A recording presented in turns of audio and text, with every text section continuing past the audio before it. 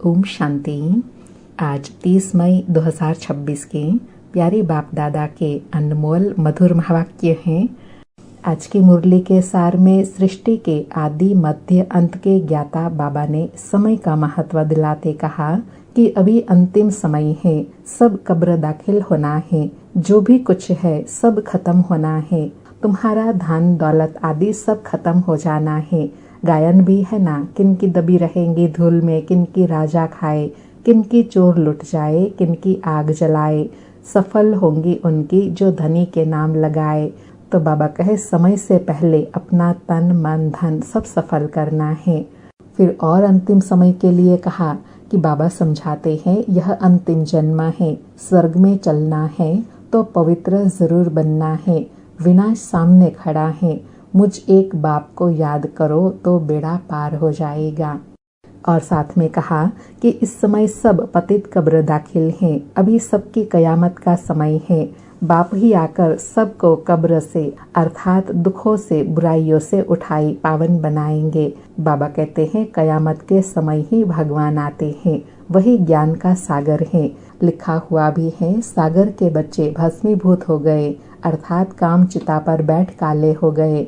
अभी ज्ञान सागर बाप आई, काम चिता से उठाई गोरा पावन सतो प्रधान बनाते हैं। फिर और समय की स्मृति दिलाते कहा कि बाप कहते हैं मुझे याद करो तो अंत मते सौगति हो जाएंगी। कितना सहज बाप समझाते हैं।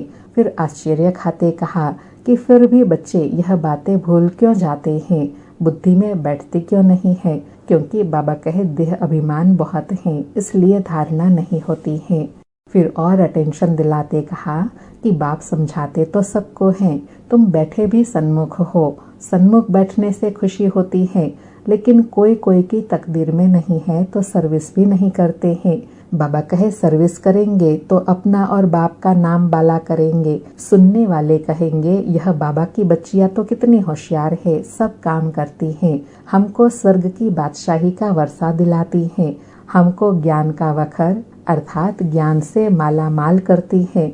और साथ में सेवा के लिए कहा कि यह तुम्हारे प्रदर्शनी के चित्र अंधों के आगे जैसे आईना है, इसमें जादू की कोई बात नहीं है, यह बाबा ने दिव्य दृष्टि से बनवाए हैं, इसमें मुख्य पवित्रता की बात है। फिर और समय की स्मृति दिलाते कहा कि बाप समझाते हैं यह अंतिम जन्म है, स्वर्ग में चलना है तो पवित्र जरूर बनना है, पवित्रता की ही मुख्य बात है, विनाश सामने खड़ा है, मुझ बाप को याद करो तो बेड़ा पार हो जाए। फिर और अंडरलाइन कराते कहा कि जो पवित्र बनते हैं वही पवित्र दुनिया में आएंगे। जितनी पवित्रता की धारणा उतनी ताकत तुम्हारे में भरती जाएंगी, उतना सतयुग में पहले नंबर में आएंगे। बाबा कहे सब तो इकट्ठे नहीं आएंगे, जो नंबर 1 पवित्र आत्माएं हैं, जो नंबर 1 सतो प्रधान पावन पवित्र आत्माएं हैं, वह सतयुग में पहले पहले आएंगे। बाबा कहे काम महाशत्रु है, पावन दुनिया में जाना है तो पवित्र जरूर बनना है।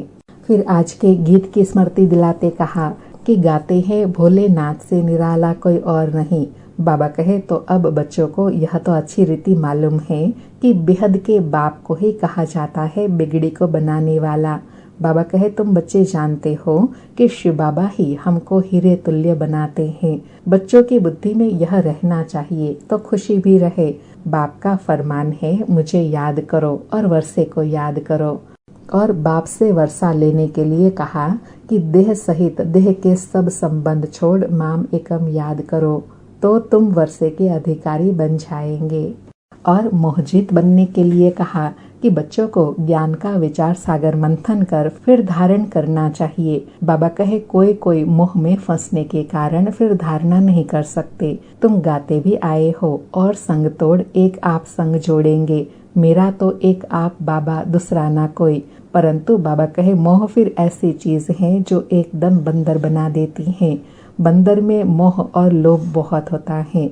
अब बाबा समझाते हैं बच्चे देहधारियों से मोह निकाल मोह जीत बनना है। देह सहित देह के सब संबंधों से बुद्धि योग हटाई बाप की श्रीमत पर चलना है। और बाबा कहे देह अभिमान है सबसे पहला नंबर 1 दुश्मन। देह अभिमान आने से ही फिर और विकार में फंसते हैं। अब बाबा कहते हैं देही अभिमानी बनने की प्रैक्टिस करनी है और कहा कि परमात्मा के लिए कहा जाता है ज्ञान का सागर, आनंद का सागर, पवित्रता का सागर। फिर देवताओं की महिमा बाबा कहे अलग हो जाती है। वह सर्वगुण संपन्न, 16 कला संपूर्ण, संपूर्ण निर्विकारी। बाबा कहे यह सबको स्पष्ट करना है कि परमात्मा की महिमा अलग है और देवी देवताओं की महिमा अलग है। और कहा जब दुर्गति होती है तब सर्व का सदगति दाता ज्ञान का सागर आते हैं। बाप ही आकर ज्ञान स्नान कराते हैं। ज्ञान स्नान से ही आत्मा को पावन बनाते हैं। ज्ञान से ही सदगति होती है। बाबा कहे यह पानी के स्नान की बात नहीं है, यह धारणा की बात है। फिर और सबको परिचय देने की विधि बताते कहा कि तुम निमंत्रण देकर बुलाते हो कि आकर परमपिता परमात्मा का परिचय लो और भविष्य 21 जन्म के लिए वर्षा लो। भाइयों बहनों, पारलौकिक बाप से बेहद सुख का स्वराज्य कैसे मिलता है सो आकर समझो। बेहद के बाप से वर्षा पाना सीखो। बाबा कहे इसमें कोई डरने की बात नहीं है। सुनते हैं प्यारे बाप दादा के अनमोल मधुर महावाक्य। आज बाबा कहे मीठे बच्चे, अपना सब कुछ ईश्वरीय सेवा में सफल कर भविष्य बना लो, क्योंकि मौत सिर पर है। आज मुरली से प्रश्न है, ज्ञान सुनते हुए भी बच्चों में उसकी धारणा क्यों नहीं होती? उत्तर में बाबा कहे क्योंकि विचार सागर मंथन करना नहीं आता। बुद्धि योग देह और देह के संबंधों में लटका हुआ है। पहले जब बुद्धि से मोह निकले तब कुछ धारणा भी हो। मोह ऐसी चीज है जो एकदम बंदर बना देता है। इसलिए बाप बच्चों को पहला पहला वायदा याद दिलाते हैं। कौन सा? देह सहित देह के सब संबंधों को भूलो और मुझ बाप को याद करो। आज मुरली में गीत बजा, भोलेनाथ से निराला कोई और नहीं, ऐसी बिगड़ी को बनाने वाला कोई और नहीं। सारी मुरली से धारणा के लिए सार है। पहला पॉइंट, विनाश के पहले अपना सब कुछ सफल करना है। यह कयामत का समय है, इसलिए पावन जरूर बनना है। दूसरा पॉइंट, देहधारियों से मोह निकाल मोह जीत बनना है। देह अभिमान जो पहला नंबर का दुश्मन है, उस पर विजय पानी है और सब संग तोड़ बाप से बुद्धि योग जोड़ना है। आज का वरदान है, याद के मंत्र द्वारा संकल्प और कर्म में अविनाशी सिद्धि प्राप्त करने वाले सिद्धि स्वरूप भव। याद के मंत्र द्वारा संकल्प और कर्म में अविनाशी सिद्धि प्राप्त करने वाले सिद्धि स्वरूप भव। स्पष्टीकरण है, आप बच्चे ऑलमाइटी गवर्नमेंट के मैसेंजर हो, इसलिए कोई से भी डिस्कस करने में अपना माइंड डिस्टर्ब नहीं करना।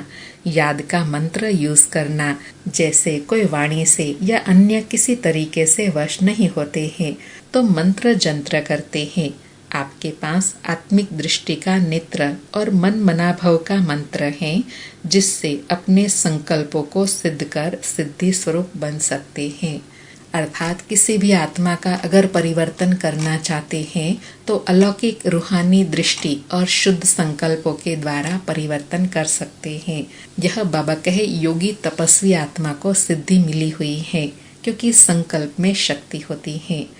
आज का स्लोगन है, एक्शन कॉन्शियस के बजाय सोल कॉन्शियस बनो। एक्शन कॉन्शियस के बजाय सोल कॉन्शियस बनो।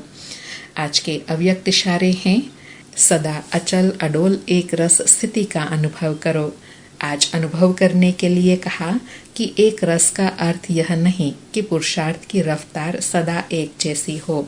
एक रस अर्थात सदा उड़ती कला की महसूसता रहे। सर्व के संबंधों की अविनाशी तार एक से जुटी हुई हो, एक भी संबंध कम न हो। सर्व संबंधों की डोर एक से बांधी हुई हो, तब एक रस स्थिति स्वतः रहेंगी। बाबा कहे एक रस स्थिति कब रहेंगी? जब सर्व रस व सर्व संबंधों की डोर एक बाबा से जुटी हुई रहेंगी, तब एक रस स्थिति का अनुभव कर सकेंगे। अच्छा, ओम शांति। शुक्रिया बाबा, शुक्रिया।